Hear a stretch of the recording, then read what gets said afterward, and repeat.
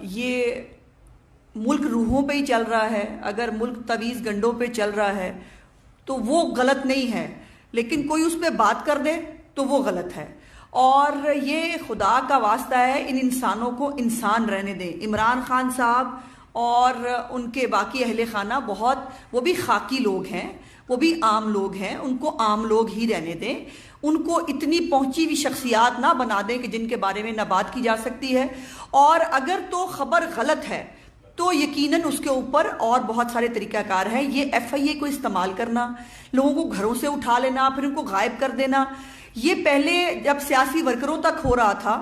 تب جو ہے شاید احساس نہیں ہوا اتنا، اب جب یہ گھر تک آگ پہنچی ہے تو اب سمجھ میں آ رہا ہے کہ یہ سیاسی ورکروں کے ساتھ آپ کو اندازہ نہیں ہے کیا کرتے ہیں۔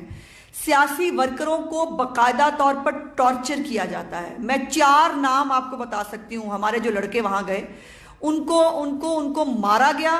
ان کو شدید تشدد کیا گیا، اور پھر اس کے بعد ان کے سامنے باقی لوگوں کو مار مار کے کہا گیا تمہارے اولاد کو لے آئیں گے، تمہارا یہ کر دیں گے۔ یہ جو عمران خان صاحب نے